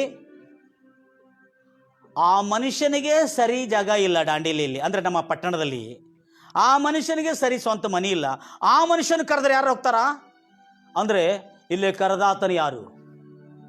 ಕರೆದಾತನು ಯಾರು? ಸರ್ವಶಕ್ತನಾದ ಎಲ್ ಶಡಾಯ್ ಗಾಡ್ ಕರೀತಾ ಇದ್ದಾನೆ. ಎಲ್ ಶಡಾಯ್ ಆದ ದೇವರು ಕರೀತಾ ಇದ್ದಾನೆ. ಅಲ್ಲಿ ಕರೀತಾರೆ ನೋಡ್ರಿ ಹೇಗಿದೆ. ದೇವರು ಹೇಗೆ ಪ್ರಕಟವಾದನು? ಹೇಗೆ ಪ್ರಕಟವಾದನು? ನಾನು ನನ್ನ ಬೈಬಲ್ ದೃಷ್ಟಿಕೋನದಲ್ಲಿ ನಾನು ನೋಡ್ತಾ ಇರುವಾಗ ದೇವರು ಭೂಮಿ ಪಾದಪೀಠ, ಆಕಾಶ ಸಿಂಹಾಸನ, ಆತನಿಗೆ ಅಸಾಧ್ಯವಾದದ್ದು ಯಾವುದೂ ಇಲ್ಲ. ಅಷ್ಟು ದೊಡ್ಡ ದೇವರನ್ನು ಆತ ನೋಡಿದನು. Praise Lord Jesus. ಪಾದವನ್ನು ನೋಡಿದ, ಆತನ ಸಿಂಹಾಸನ ನೋಡಿದ, ಆತನ ತಲೆ ಕಾಣ್ತಾ ಇಲ್ಲ. ಆತನ ತಲೆ ಅಷ್ಟು ದೊಡ್ಡದಾಗಿದೆ, ಬಹಳ ಮೇಲವಾಗಿದೆ, ನೋಡ್ಲಿಕ್ಕೆ ಆಗ್ತಾ ಇಲ್ಲ. ಅಮ್ಮ ದೇವರೇ, ಇಷ್ಟು ದೊಡ್ಡ ದೇವರು, ಭೂಮಿಯನ್ನು ಮಾಡಿರ್ತಕ್ಕಂಥ ದೇವರು, ಆತನಿಗೆ ಪಾದಪೀಠ ಏನು? ಭೂಮಿ ಒಂದು ಚಿಕ್ಕ ಪಾದಪೀಠವಾಗಿದೆಯಲ್ಲ. ಇಂಥ ದೊಡ್ಡ ದೇವರು ಮಾತಾಡ್ತಾ ಇದ್ದಾನೆ. Abraham, hallelujah. ಯಾರಿಗೆ ದರ್ಶನ ಕೊಟ್ಟಿದ್ದಾನೆ? ಅಬ್ರಹಾಮನಿಗೆ. ಅಬ್ರಹಾಂ ಎಂದು ಕರೆದಾಗ ಯಸ್ ಮೈ ಲಾರ್ಡ್ ಎಂಬುದಾಗಿ ಹೇಳ್ದ. ಹಲ್ಲೆಲೂಯಾ. ಆವಾಗ ಏನೆಂದು ಕಾಣಿಸಿಕೊಂಡ? ಕಾಂಜಿ ಪಿಂಜಿಯಾಗಿ ಕಾಣಿಸಿಕೊಂಡಿಲ್ಲ, ಒಂದು ಭಿಕ್ಷುಕನಾಗಿ ಕಾಣಿಸಿಕೊಂಡಿಲ್ಲ, ಒಂದು ಫಕೀರಾಗಿ ಕಾಣಿಸ್ಕೊಂಡಿಲ್ಲ, ಒಂದು ರೀತಿಯಾಗಿ ಆತನು ಬೇಡಿಕೊಳ್ಳತಕ್ಕಂಥವನಾಗಿ ಕಾಣಿಸಿಕೊಂಡಿಲ್ಲ. Praise Lord Jesus. ಗಂಭೀರವಾಗಿ ಹೇಳ್ತಾರಲ್ಲಯ್ಯ, ಆತನು ಬಹಳ ಭೂಮಿ ಪೀಠ, ಆಕಾಶ ಸಿಂಹಾಸನ, ಆತನ ಸಿಂಹಾಸನದ ಮೇಲೆ ಆಸೀನರೂಢನಾಗಿ ಅಬ್ರಹಾಮನ ಜೊತೆ ಮಾತಾಡ್ತಾ ಇದ್ದಾನೆ.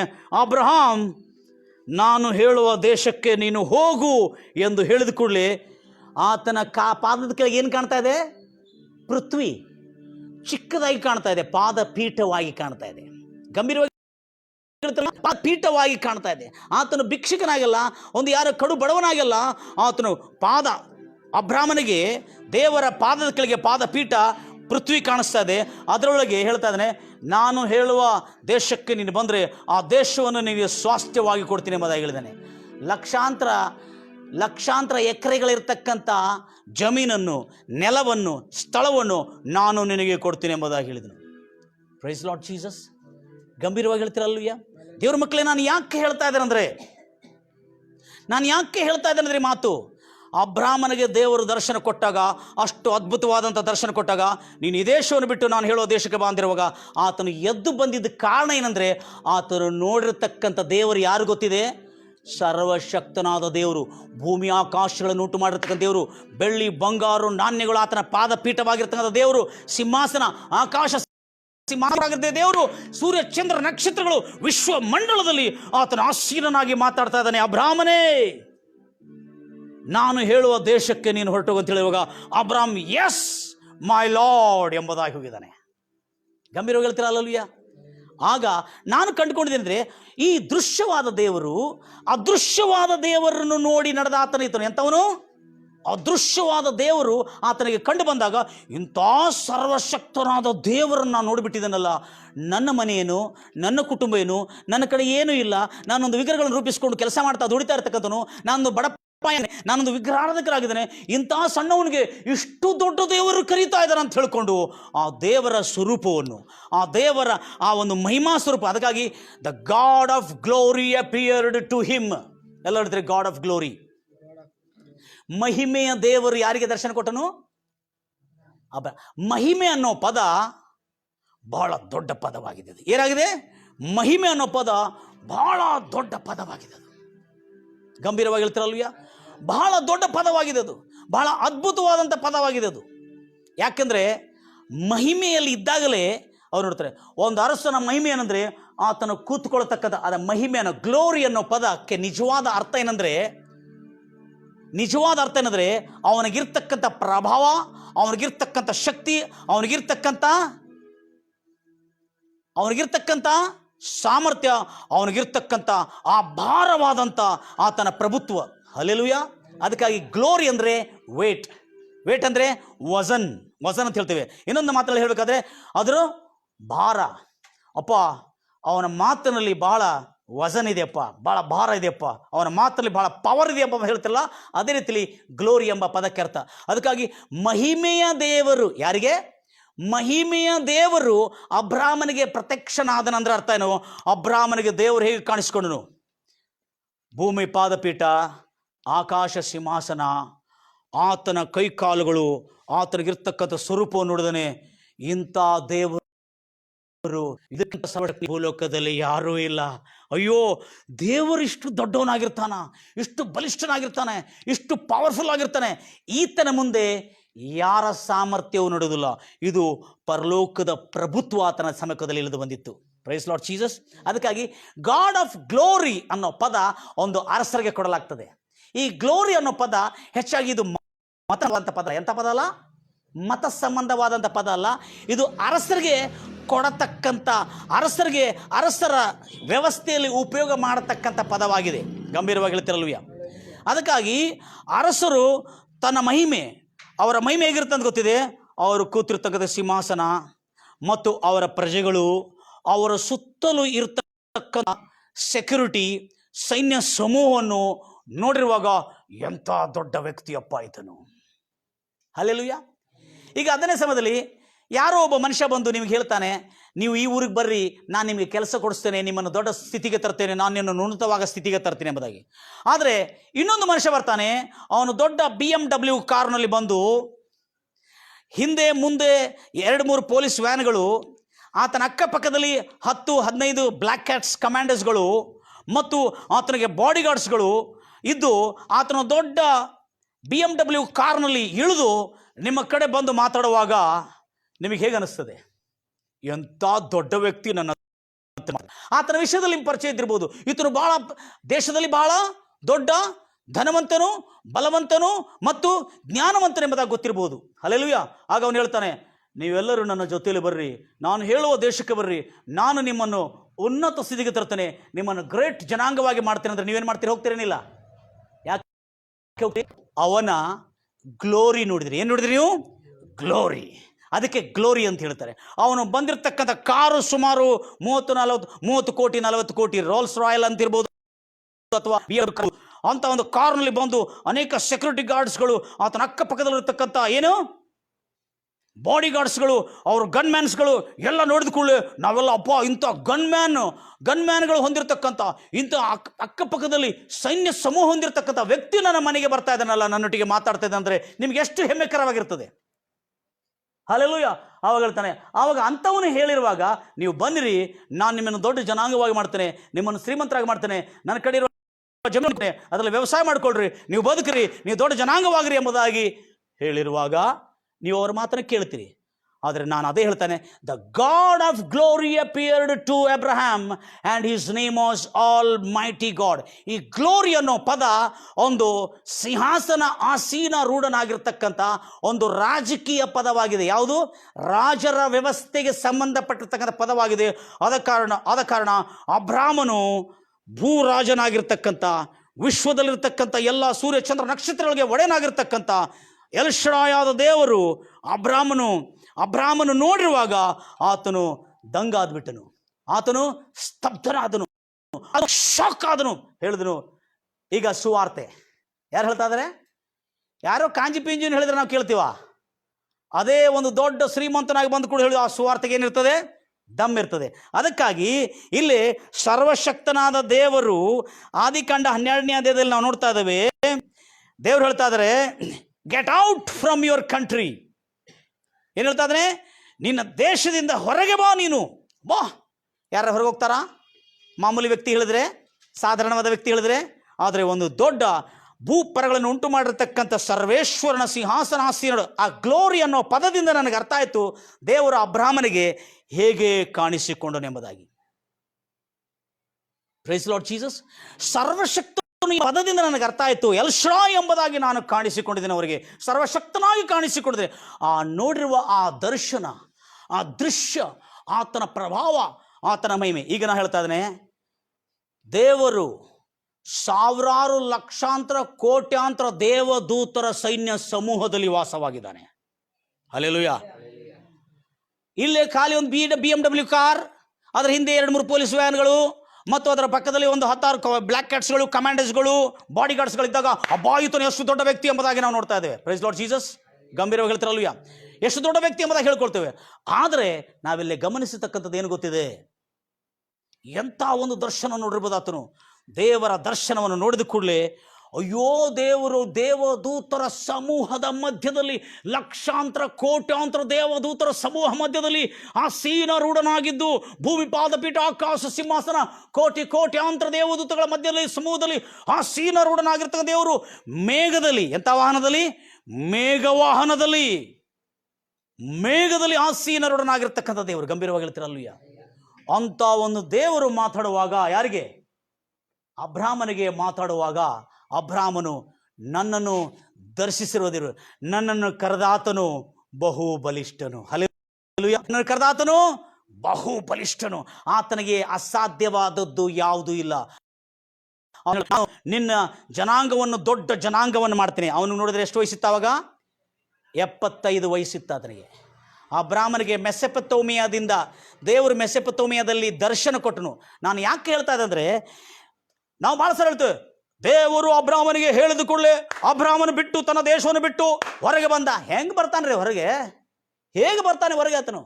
ದೇವರು ಕರೆದು ಕೂಡಲೇ ಬರ್ತಾನಂದ್ರೆ ಆ ದೇವರು ಯಾರು, ಎಂಥವನು, ಯಾವ ಸ್ಥಿತಿಯಲ್ಲಿದ್ದವನು, ಆತನ ಶೌರ್ಯವೇನು, ಆತನ ಗ್ಲೋರಿ ಏನು, ಆತನ ಮಹಿಮೆ ಏನು, ಆತನ ಪ್ರತಾಪವೇನು, ಆತನ ಕೂತ್ಕೊಳ್ತಕ್ಕಂಥ ಸ್ಥಳವೇನು, ಆತನ ಶಕ್ತಿ ಏನು ಅರಿಯುವ ತನಕ ಯಾರಾದ್ರೂ ಹೋಗ್ತಾರಾ? ಭಾಳ ನೋಡು, ಅಬ್ರಾಮನಿಗಿಂತ ವಿಶ್ವಾಸ ನಿನಗಿರಬೇಕು. ಅಬ್ರಾಮನಿಗೆ ವಿಶ್ವಾಸ ಇದರಿಂದ ಬಂತು ಗೊತ್ತಿದೆ, ಅದೃಶ್ಯವಾದ ದೇವರನ್ನು ನೋಡಿದನ ಆತನು. ಹಲ್ಲೆಲೂಯಾ. ಇವರೆಲ್ಲರೂ ಅದೃಶ್ಯವಾದ ದೇವರ ದರ್ಶನವನ್ನು ನೋಡಿದಕ್ಕಾಗಿ ಅವರು ಎಂದಿಗೂ ಕದಲದಾರದವರಾದರು. Praise Lord Jesus. ಹೀಬ್ರೂ ಪುಸ್ತಕ 11ನೇ ಅಧ್ಯಾಯ 27ನೇ ವಚನದಲ್ಲಿ ಆ ಸ್ಪಷ್ಟತೆಯನ್ನು ಬರಲಾಗಿದೆ.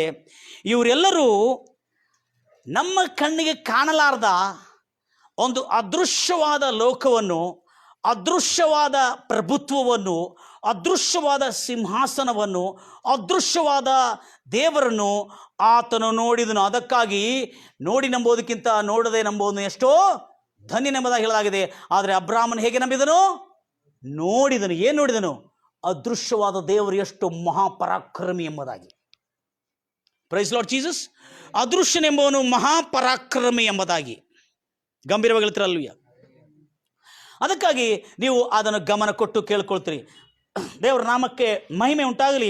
ಈಗ 11ನೇ ಅಧ್ಯಾಯ 27ನೇ ವಚನದಲ್ಲಿ ನಾವು ನೋಡ್ತೇವೆ, ವಿಶ್ವಾಸಿಗಳು ಹೇಗೆ, ಅಬ್ರಾಮನ ವಿಶ್ವಾಸ ಎದರ ಮೇಲೆ ಆಧಾರಿತವಾಗಿದೆ ಅಂದರೆ, ಆತನಿಗೆ ಪ್ರತ್ಯಕ್ಷವಾಗಿರುವ, ಆತನಿಗೆ ಪ್ರಕಟವಾಗಿರುವ ಮಹಿಮೆಯ ದೇವರು, ಸರ್ವಶಕ್ತನಾದ ದೇವರ ಆ ದರ್ಶನ, ಆ ದೃಶ್ಯದ ಮೇಲೆ ಅಬ್ರಾಮನ ನಂಬಿಕೆ ಆಧಾರವಾಗಿ. ತೋತಿರಿ 27ನೇ ವಚನ.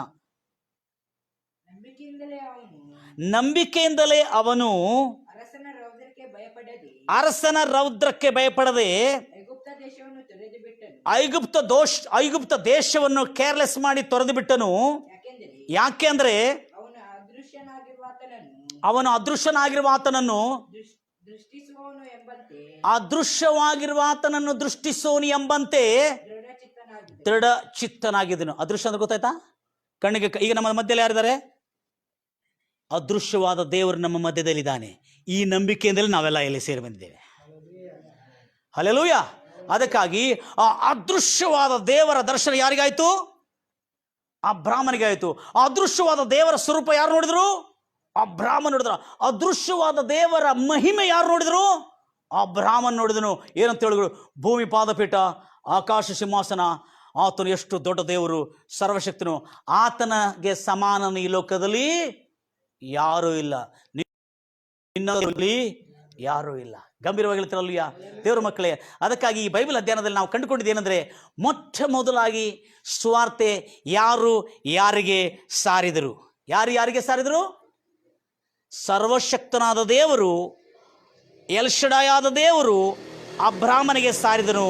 ಅದು ಎಂಥ ಸುವಾರ್ತೆ ಅಂದರೆ, ಇಗೋ ನಿನ್ನ ದೇಶವನ್ನು ಬಿಟ್ಟು ಹೊರಗೆ ಬಾ, ನಿನ್ನ ಬಂಧು ಮಿತ್ರಾದಿಗಳು, ನಿನ್ನ ಕುಟುಂಬವನ್ನು, ನಿನ್ನ ತಂದೆಯ ಮನೆಯನ್ನು ಬಿಟ್ಟು ಹೊರಗೆ ಬಾ, ನೀನು ನಾನು ತೋರಿಸಿಕೊಡುವ ದೇಶಕ್ಕೆ ನೀನು ಬಾ.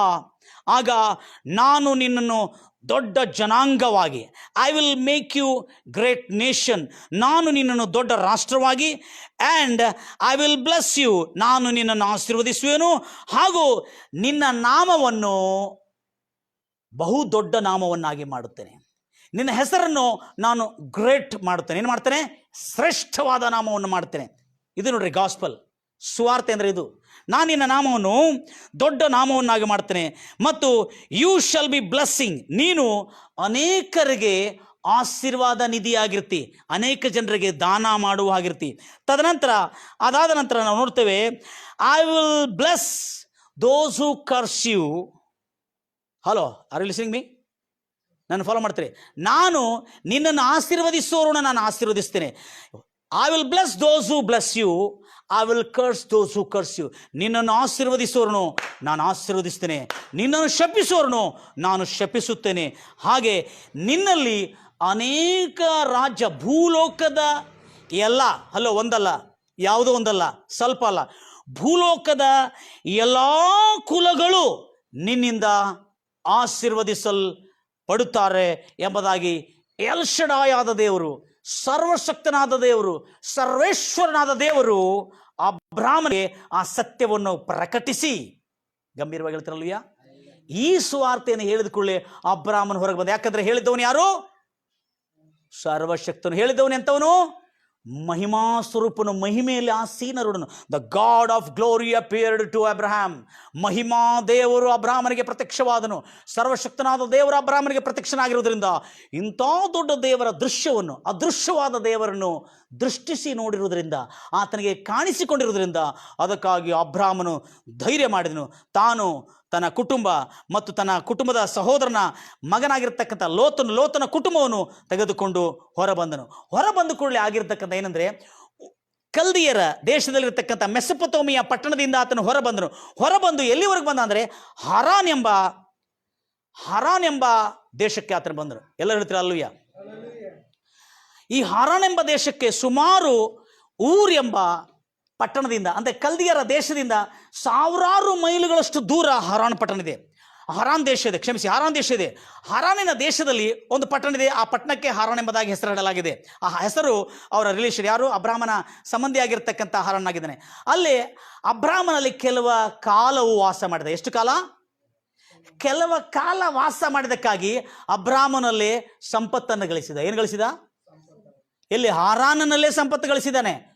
ತಾನು ಇದ್ದ ದೇಶದಲ್ಲಿ ಬಡವನಾಗಿದ್ದ, ಆತನು ಏನಿಲ್ಲದವನಾಗಿದ್ದ, ಆತನು ಪಾಪರಾಗಿದ್ದ. ಆದರೆ ದೇವರು ಕರೆದು ಕೂಡಲೇ ಮೈಲುಗಳಷ್ಟು ದೂರ ಬಂದಿದ್ದನು ಹಾರಾನ್. ಯಾಕಂದರೆ ಕಾನಾನಿಗೆ ಹೋಗುವ ಮಾರ್ಗದಲ್ಲಿ ಆತನ ಹಾರಾನಿಗೆ ಹೋಗಿ, ಹಾರಾನಿಂದ ಆತನ ಕಾನಾನಿಗೆ ಹೋಗಬೇಕು. ಆತನ ಹಾರಾನಲ್ಲಿ ಹೋಗಿರುವಾಗ ಅವರ ತಂದೆ ವಯಸ್ಸಾಗಿತ್ತು.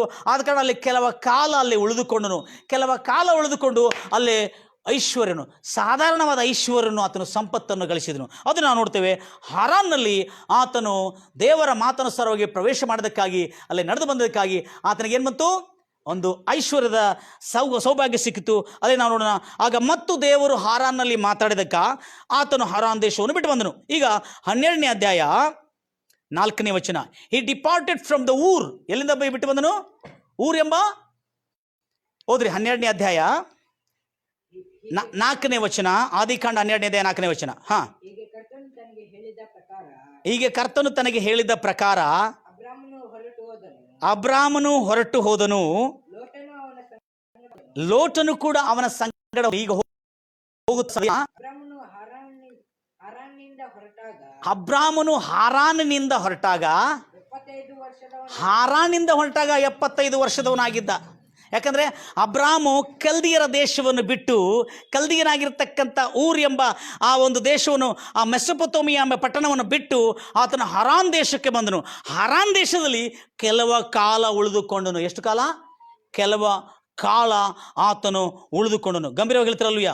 ಆತನು ಕೆಲವ ಕಾಲ ಉಳ್ಕೊಂಡು ಅಲ್ಲೇ ಸಂಪತ್ತನ್ನು ಗಳಿಸಿದ. ಅಲ್ಲೇ ಸಂಪತ್ತು ಗಳಿಸಿದ್ದಾನೆ. ಗಳಿಸಿ ಏನು ಮಾಡಿದ ನೋಡ್ರಿ ಮುಂದೆ. ಅಲ್ಲಿಂದ ಮತ್ತು ದೇವರು ನೀನು ಕಾನಾನಿಗೆ ಹೋಗು ಅಂತ ಹೇಳಿರುವಾಗ,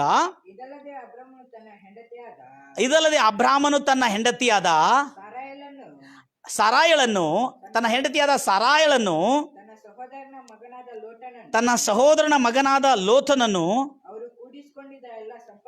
ಅವರು ಗಳಿಸಿಕೊಂಡಿದ್ದ, ಅವರು ಸಂಪಾದಿಸಿಕೊಂಡ, ಅಬ್ರಾಮು, ಸಾರಾಯ್ ಹಾಗೂ ಲೋತನ ಹೆಂಡತಿ ಮಕ್ಕಳು ಸಂಪಾದಿಸಿಕೊಂಡ ಸಂಪತ್ತನ್ನು ಹಾರಾನ್ನಲ್ಲಿ ಎಲ್ಲಿ ಸಂಪಾದನೆ ಮಾಡಿಕೊಂಡಿದ್ರು? ಕಲ್ದಿಯರ ದೇಶದಲ್ಲ, ಹಾರಾಣಿಗೆ ಬರ್ತಿರ್ತಕ್ಕಂಥ ಮಾರ್ಗದಲ್ಲಿ ಅವರು ಕೆಲವು ಕಾಲಲ್ಲಿ ಉಳ್ಕೊಂಡ್ರು. ಅಲ್ಲಿ ಹಾರಾನಲ್ಲಿ ಕೆಲವು ಸಂಪತ್ತನ್ನು ಗಳಿಸ್ಕೊಂಡವರು. ಏನು ಗಳಿಸ್ಕೊಂಡ್ರು? ಕೆಲವು ಸಂಪತ್ತನ್ನು ಗಳಿಸ್ಕೊಂಡ್ರು. ಆಮೇಲೆ ಸಂಪಾದಿಸಿಕೊಂಡ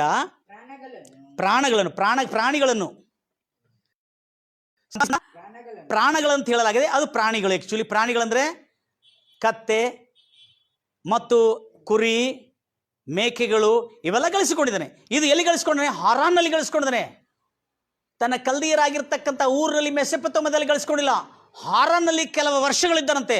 ಅಲ್ಲಿ ಆತನು ಅಲ್ಲೇ ಸಂಪತ್ತನ್ನು ಗಳಿಸ್ಕೊಂಡ. ಮುಂದೆ ತಮ್ಮ ಸಂಗಡ ಇಲ್ಲಿಂದ ಹಾರಾನಿನಿಂದ ತಾನು ಸಂಪಾದಿಸಿಕೊಂಡವ ಎಲ್ಲ ಸಂಪತ್ತನ್ನು, ತನಗಿರ್ತಕ್ಕಂಥ ಪ್ರಾಣಿಗಳನ್ನು, ತನಗಿರ್ತಕ್ಕಂಥ ಪಶುಗಳನ್ನು ಎಲ್ಲವನ್ನೂ ಸಂಪಾದನೆ ಮಾಡಿಕೊಂಡ ಧನ ಸಂಪತ್ತನ್ನು ತನಗಿರ್ತಕ್ಕಂಥ ಸ್ವಲ್ಪ ಮಟ್ಟಿಗೆ ತೆಗೆದುಕೊಂಡು ಕಾನಾನಿಗೆ ಅಲ್ಲಿಂದ ಪ್ರಯಾಣ ಮಾಡಿದ್ದಾನೆ. ಅಲ್ಲೇ ಯಾಕೆ ಪ್ರಯಾಣ ಮಾಡಿದಂದರೆ, ಅಲ್ಲಿ ಹಾರಾನಲ್ಲಿ ಅವರ ತಂದೆ ತೀರ್ಕೊಂಡ್ರು. ಯಾರು ತೀರ್ಕೊಂಡ್ರು? ತೆರಹ ಎಂಬ ತಂದೆ 205 ವರ್ಷ ಬದುಕಿರ್ತಕ್ಕಂಥ ಅವರ ತಂದೆ ತೀರ್ಕೊಂಡ್ರು. 11ನೇ ಅಧ್ಯಾಯ 32ನೇ ವಚನ.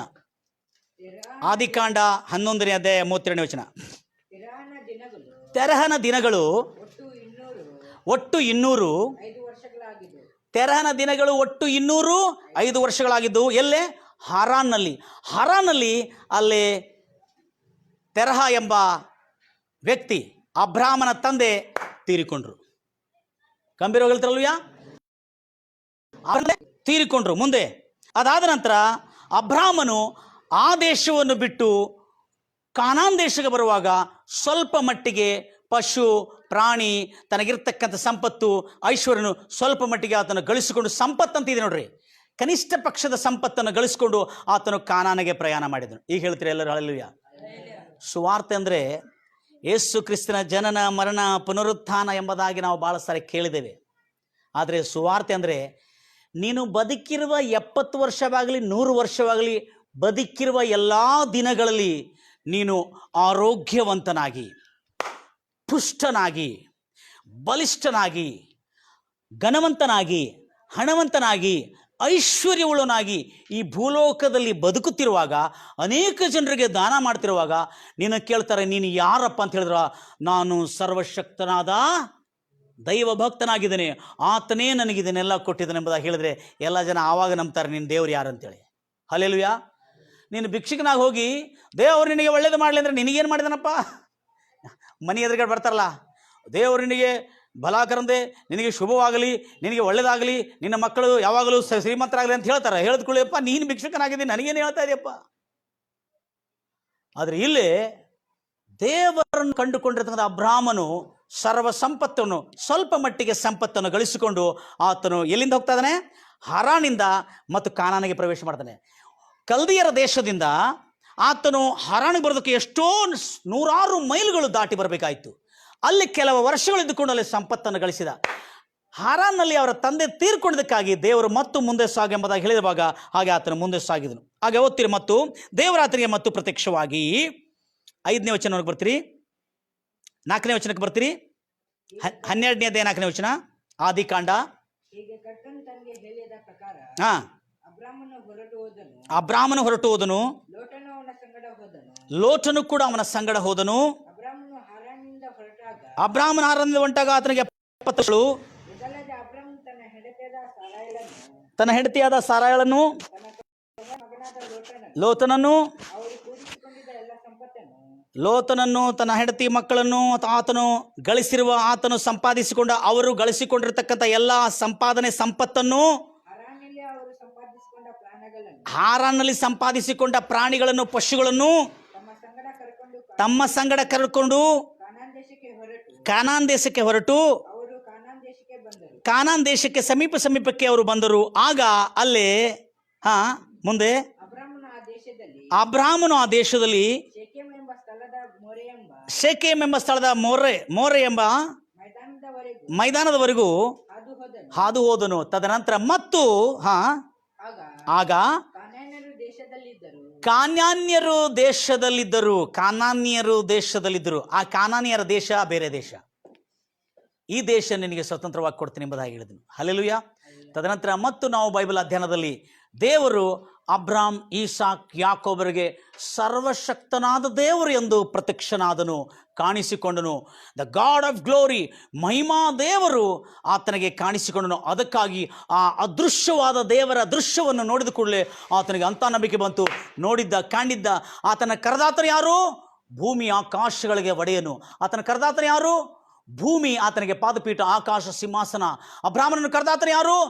ಸರ್ವಶಕ್ತನು. ಹಾಗೆ ಕಾಣಿಸಿಕೊಂಡು ತದನಂತರ ಆತನಿಗೆ 17ನೇ ಅಧ್ಯಾಯದಲ್ಲಿ, ಆದಿಕಾಂಡ 17ನೇ ಅಧ್ಯಾಯದಲ್ಲಿ ಹೇಳ್ತಾನೆ, 99ನೇ ವಯಸ್ಸಾಗಿರುವಾಗ ಆತನಿಗೆ ಹೇಳ್ತಾನೆ, ಅಬ್ರಾಮನೇ ಹೆದರಬೇಡ, ನಾನೇ ಆ ಒಡೆಯನಾಗಿದ್ದೇನೆ, ಸರ್ವಶಕ್ತನಾದ ದೇವರು ನಾನೇ ಎಂಬುದಾಗಿ ಅವಾಗ ತನ್ನ ಹೆಸರನ್ನು ಅಬ್ರಾಮನಿಗೆ ಆದಿಕಾಂಡದಲ್ಲಿ 17ನೇ ಅಧ್ಯಾಯ 1ನೇ ವಚನದಲ್ಲಿ ನಾವು ನೋಡಿದ್ದೇವೆ. ಹೀಗೆ ಇನ್ನೂ ನಾವು ಆಳವಾದ ಸಂಗತಿಗಳನ್ನು ಕೇಳ್ಕೊಳ್ಳೋಣ ದೇವರ ಮಕ್ಕಳೇ. ಅಬ್ರಾಮನ ಜೀವನ ಚರಿತ್ರದಲ್ಲಿ ದೇವರು ಅಬ್ರಾಮ್, ಈಸಾಕ್, ಯಾಕೋಬರಿಗೆ ಸರ್ವಶಕ್ತನಾದ ದೇವರು ದರ್ಶನ ಕೊಟ್ಟನು ಹೊರತು ಯೆಹೋ ಎಂಬ ನಾಮ ಅವರಿಗೆ ಗೋಚರಿಸಲ್ಪಡಲಿಲ್ಲ. ಅದಕ್ಕಾಗಿ ಅವರು ಅದ್ಭುತವಾಗಿ ಆ ಸರ್ವಶಕ್ತನ ಪ್ರಸನ್ನತೆಯನ್ನು, ಸರ್ವಶಕ್ತನ ಜೊತೆಗಾರಿಕೆಯನ್ನು, ಸರ್ವಶಕ್ತನ ಸಮ್ಮುಖವನ್ನು, ಸರ್ವಶಕ್ತನ ಉಪಸ್ಥಿತಿ ಅಬ್ರಾಮ್ ಅನ್ನ ಜೊತೆ ಇದ್ದು ಆತನ ಜೊತೆ ಎಷ್ಟೆಷ್ಟು ದೊಡ್ಡ ದೊಡ್ಡ ಕಾರ್ಯಗಳು ಮಾಡಿದೆ ಎಂಬುದಾಗಿ ಇನ್ನು ಬರ್ತಿರ್ತಕ್ಕಂಥ ಈ ಬೈಬಲ್ ಸ್ಟೋರಿಯಲ್ಲಿ ನಾವು ನೋಡ್ತೇವೆ. ಅಬ್ರಾಮು ಕೊನೆಗೆ ಗ್ರೇಟ್ ಮ್ಯಾನ್ ಆಗಿದನು, ಗ್ರೇಟ್ ಪ್ರಿನ್ಸ್ ಆಗಿದನು. ಏನಾಗಿದನು? ಮೈಟಿ ಪ್ರಿನ್ಸ್ ಆಗಿದನು. ಎಲ್ಲರೂ ಹೇಳ್ತೀರಾ ಅಲ್ವಯ್ಯ? ಅದಕ್ಕೆ ಇನ್ನೂ ಅನೇಕ ರಹಸ್ಯಗಳು ನಿಮಗೆ ಬಯಲ್ಪಡಿಸಲಿಕ್ಕಿದ್ದೇನೆ. ಯಾರು ಈ ಬೈಬಲ್ ಅಧ್ಯಯನವನ್ನು ಕಲಿತುಕೊಳ್ಬೇಡ್ರಿ. ಮತ್ತು ನಾಳೆ ಬಿಟ್ಟು ನಾಡ್ದ ಮತ್ತು ಬೈಬಲ್ ಅಧ್ಯಯನದಲ್ಲಿ ನಾವೆಲ್ಲ ಸೇರ್ಕೊಳ್ಳೋಣ. God bless you. ದೇವರು ನಿಮ್ಮನ್ನು ಆಶೀರ್ವದಿಸಲಿ. ನನ್ನ ಜೊತೆಯಲ್ಲಿ ನೀವು ಕಣ್ಣು ಮುಚ್ಚೋದಾದರೆ ಈಗ ನಿಮ್ಮ ಜೊತೆಯಲ್ಲಿ ನಾನು ಪ್ರಾರ್ಥನೆ ಮಾಡ್ತೇನೆ. ನಿಮ್ಮ ಎಲ್ಲ ಸಮಸ್ಯೆಗಳು, ಅಬ್ರಾಮನನ್ನು ಕರೆದ ದೇವರು ಸರ್ವಶಕ್ತನು, ಸರ್ವ ಐಶ್ವರ್ಯವುಳ್ಳವನು, ಸಮಸ್ತವನ್ನು ಹೊಂದಿರತಕ್ಕಂಥವನು. ಆತನ ಕಡೆ ಏನೂ ಕೊರತೆ ಇಲ್ಲ.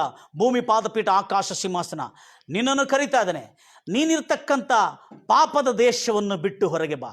ನೀನಿರ್ತಕ್ಕಂಥ ದ್ವೇಷ, ಅಸೂಯೆ, ಕಹಿ ಮತ್ತು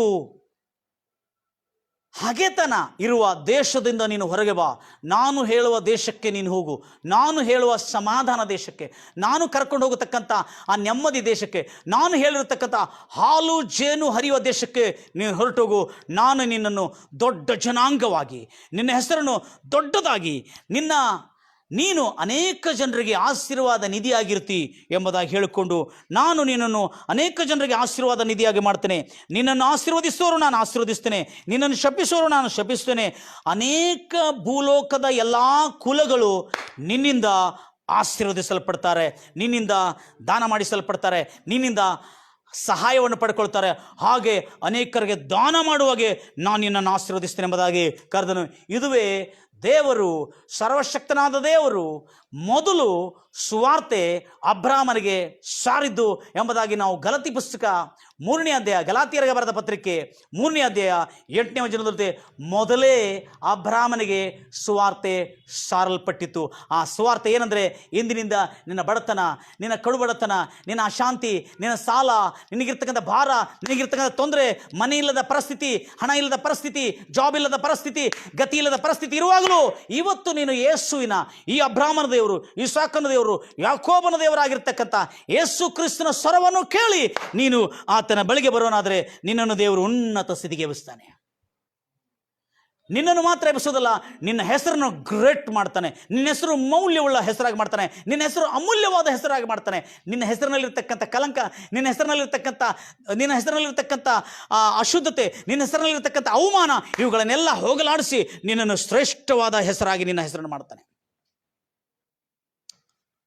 ಭೂಲೋಕದಲ್ಲಿ ಬದುಕುವ ಎಲ್ಲ ದಿನಗಳು ನಿನಗೆ ಸುಖವೂ, ಕ್ಷೇಮವೂ, ಸಮೃದ್ಧಿಯೂ, ಅಭಿವೃದ್ಧಿಯೂ, ಅನೇಕ ಜನರಿಗೆ ದಾನ ಮಾಡ್ತಾ, ಸೇವೆ ಸಲ್ಲಿಸ್ತಾ, ಕೊನೆಗೆ ನೀನು ತೀರ್ಕೊಳ್ಳೋದ್ರೊಳಗೆ ನಿನ್ನ ಮೂಲಕವಾಗಿ ಅನೇಕ ಜನರು, ಹೌದು ಈ ದೇವರು ಸಮಾಧಾನ ಕೊಡ್ತಕ್ಕಂಥನು, ಈ ದೇವರು ನೆಮ್ಮದಿ ಕೊಡ್ತಕ್ಕಂಥನು, ಈ ದೇವರು ನಮಗೆ ಆಹಾರ ಕೊಡ್ತಕ್ಕಂಥನು, ಈ ದೇವರು ನಮಗೆ ಉನ್ನತ ಸ್ಥಿತಿಗೆ ಎಬ್ಬಿಸತಕ್ಕಂಥವನು ಎಂಬುದನ್ನು ತಿಳಿದುಕೊಂಡು ನೀನು ಇವತ್ತು ಬರೋದಾದರೆ ಖಂಡಿತವಾಗಿ ನಿನಗೆ ರಕ್ಷಣೆ, ಸಮಾಧಾನ, ಶಾಂತಿ, ನೆಮ್ಮದಿ, ಈ ಲೋಕದ ಯಾತ್ರೆಯಲ್ಲಿ ನೀನು ಪುಷ್ಟನಾಗಿ, ಆರೋಗ್ಯವಂತನಾಗಿ, ಬಲವಂತನಾಗಿ, ಧನವಂತನಾಗಿ ಮೇಲಕ್ಕೇರಿಸಲ್ಪಡ್ತಿ. ತದನಂತರ ನೀನು ಈ ಭೂಲೋಕದ ಯಾತ್ರೆಯನ್ನು ಮುಗಿಸಿದ ನಂತರ ನೀನು ಪರದೇಶಿ ಸೇರ್ತಿ. ಹಲ್ಲೆಲೂಯಾ. ಕಣ್ಣನ್ನು ಮುಚ್ಚೋಣ. ದೇವ್ರ ಮಕ್ಕಳಿಗೆ ಪೂರ್ಣವಾಗಿ ದೇವರು ಸಮರ್ಪಿಸೋಣ. ಹೌದು ರಾಜ, ಇವತ್ತು ಆ ಭಕ್ತರೆಲ್ಲರಿಗೆ ನಾವು ಪ್ರಾರ್ಥನೆ ಮಾಡಿದೆ ರಾಜ, ಅವರಿಗೆಲ್ಲ ಶುಭವೂ ಕ್ಷೇಮವೂ ಸಮೃದ್ಧಿಯೂ ಅಭಿವೃದ್ಧಿಯೂ ಆರೋಗ್ಯವು ಅಬ್ರಾಹ್ಮನಿಗೆ ಸಾರಲ್ಪಟ್ಟಿರುವಂಥ ಮೊದಲನೇ ಸುವಾರ್ತೆ ಅವರೆಲ್ಲರಿಗೂ ಇವತ್ತು ಸಾರಲ್ಪಟ್ಟಿದೆ ಕರ್ತನೆ. ಈ ಬೈಬಲ್ ಅಧ್ಯಯನದಲ್ಲಿ ಅವರೆಲ್ಲರಿಗೂ ಶುಭವಾಗಲಿ ಎಂಬುದಾಗಿ ಹಾರೈಸುತ್ತಾ ಯೇಸು ಕ್ರಿಸ್ತು ನಾಮದಲ್ಲಿ ಪ್ರಾರ್ಥಿಸಿ ಬೇಡಿ ಹೊಂದಿದ್ದೇನೆ ತಂದೆ. ಗಾಸಿಯು ದೇವರು ನಿಮ್ಮನ್ನು ಆಶೀರ್ವದಿಸಲಿ. ಮತ್ತೇನೆಂದರೆ, ಪ್ರತಿ ಟ್ಯೂಸ್ಡೇ, ಥರ್ಸ್ಡೇ, ಪ್ರತಿ ಮಂಗಳವಾರ, ಗುರುವಾರ ಬೈಬಲ್ ಅಧ್ಯಯನ ಇರ್ತದೆ. ನಾವು ಯಾವ ತಾಂತ್ರಿಕ ದೋಷ ಇಲ್ಲದಿದ್ದರೆ ಅಂತರ್ಜಾಲ ಅಂದರೆ ಇಂಟರ್ನೆಟ್ ತಾಂತ್ರಿಕ ದೋಷ ಇಲ್ಲದಿದ್ದರೆ ನಾವು ನಿಮಗೆ ನೇರವಾಗಿ ದೇವರ ಈ ರಾಯಲ್ ಬೈಬಲ್ ಸ್ಟಡಿ, ರಾಜರ ಬೈಬಲ್ ಅಧ್ಯಯನದಲ್ಲಿ ನಿಮ್ಮೆಲ್ಲರನ್ನು ಸ್ವಾಗತಿಸ್ತಾ ಇದ್ದೇವೆ. ಯಾರು ತಪ್ಪಿಸ್ಕೊಳ್ಬೇಡ್ರಿ. ಅಬ್ರಾಮನು ಹೇಗೆ ರಾಜನಾಗಿ, ಹೇಗೆ ಗ್ರ್ಯಾಂಡ್ ಆಗಿ, ಹೇಗೆ ಅದ್ಭುತವಾಗಿ ಗ್ಲೋರಿಯಸ್ ಲೈಫ್ ಬದುಕಿದ್ರೆ ಎಂಬುದಾಗಿ ನೋಡೋಣ. ಯಾಕಂದರೆ ಅಬ್ರಾಮನ ಜೀವನ ನಮಗೆ ಭಾಳ, ನಾವು ಬೈಬಲ್ನಲ್ಲಿ ತಿಳ್ಕೊಳ್ಬೇಕಾಗಿರ್ತಕ್ಕಂಥದ್ದು ಏನು, ದೇವರು ಯಾರು, ದೇವ್ರು ಎಂತವನು, ಆತನೇನು ಮಾಡತಕ್ಕಂಥ ಸಾಮರ್ಥ್ಯ ಆತನಿಗಿರ್ತಕ್ಕಂಥ ನಾವು ನೋಡ್ತಾ ಇದ್ದೇವೆ. ಗಂಭೀರವಾಗಿ ಹೇಳ್ತಾರ ಅಲ್ಲೂಯ, ಮನಪುರ್ಗೊಂದು ಹೇಳ್ತಾರ ಅಲ್ಲಿಯ. ಹಾಗೆ ಆದರೆ ನೀವೆಲ್ಲರೂ ಮತ್ತು ತಪ್ಪಿಸ್ಬೇಡ್ರಿ. ಪ್ರತಿ ಟ್ಯೂಸ್ಡೇ, ಥರ್ಸ್ಡೇ ದೇವರ ಸುವಾರ್ತೆಯು, ಬೈಬಲ್ ಅಧ್ಯಯನವು ನಿಮಗೆ ತಲುಪಿಸಲ್ಪಡ್ತದೆ. ಸೋಮವಾರ ದಿವಸ ಶುಭವಾರ್ತೆಯು ನಿಮಗೆ ತಲುಪಿಸಲ್ಪಡ್ತದೆ. ಇವತ್ತು ಬೈಬಲ್ ಅಧ್ಯಯನದೊಟ್ಟಿಗೆ ಶುಭವಾರ್ತೆ ಕೂಡ ನಿಮ್ಗೆ ತಿಳಿದು ಬಂದಿದೆ. God bless you, God loves you. Catch me litre.